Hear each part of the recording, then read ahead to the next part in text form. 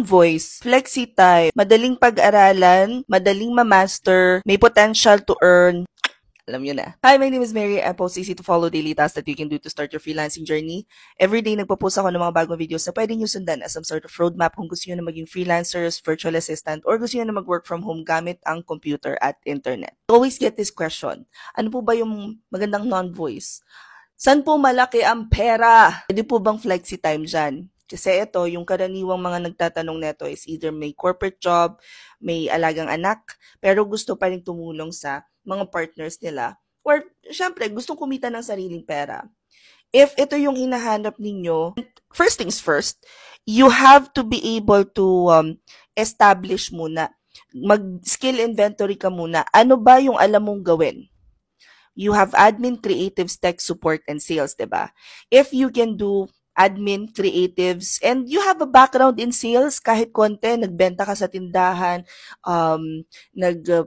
promodizer ka, or nag-model ka for a particular brand, or whatever it is that you do na involves sales and marketing, then perhaps PPC or pay-per-click advertising is for you. A lot of people would say, why settle for less? Don't limit your potential. Ginagamit nilang hook yun. Hindi ko kayo hinuhook. This is really something na I've been noticing itong trend na to for the past couple of years because I have a lot of clients asking me if I know someone who knows how to run PPC. PPC is pay-per-click advertising. It's right under the umbrella of media buying, which is part of digital marketing.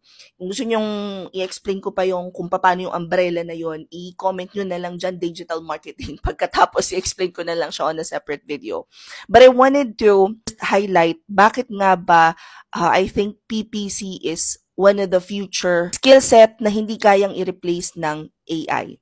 Kasi a lot of times, when we think about freelancing, it's either we don't want to limit our potential, we're tired of the same old routine, we want to say goodbye to strict schedule, ayaw na natin ng may schedule. Kasi pag guys natutunan ninyo yung PPC, it's an easy-to-learn skill that opens doors to a world of possibilities, especially for freelancers. PPC offers freelancers the opportunity to earn more, work less, and enjoy a flexible schedule. I wait for success when you can create it. Kaya nga ang daming ngayong na-eengganyo na mag-freelancing kasi ang daming nagpo-post na, flexi time, it's so easy, ganyan. Hindi ko kayo i-hook ng ganun, kayo mag-alala. The only thing that I want to highlight if you learn how to do PPC is yung flexibility. I think a lot of people, what they want to do is just leave their 9 to 5 or have something to do between 5 to 9. I'm not sure if you've read that book already, but it says your 9 to 5 is to pay the bills, but your 5 to 9 is for your dreams and your goals and aspirations. So, people right now are thinking about either transitioning or doing side hustles kasi nga working from home allows you to set your own schedule and achieve a better work-life balance.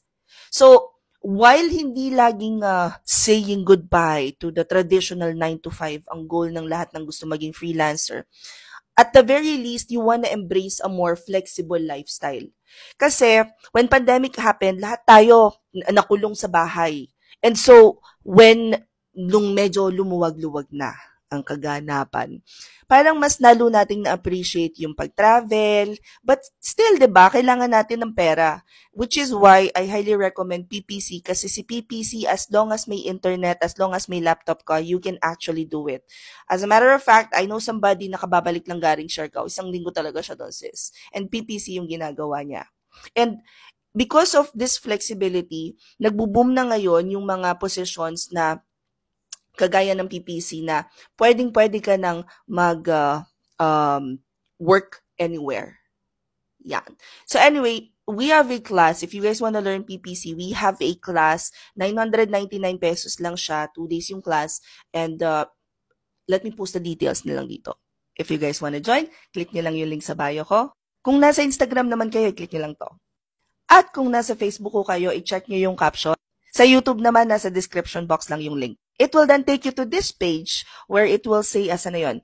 PPCVA, 999 pesos lang siya.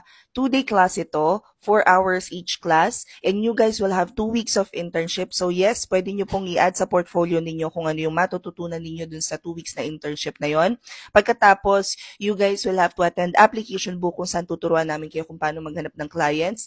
You'll have final activity kung saan i-collate natin lahat ng natutunan ninyo from training to application book, and we will have our mock interview pagkatapos saka namin ibibigay ang inyong certificate. If you guys have any questions about these trainings, i-comment nyo na lang sila dito. And again, this class is this weekend na. So closing na po tayo. If you haven't enrolled, please check out the link and we'll see you at the classroom. Bye! Malapit na mag-close to. Mag-enroll ka na. Baka maiwan ka na naman ng batch na to. Anong petsa na? Comment any questions you guys have about working from home. Follow for more work from home chismis. Bye!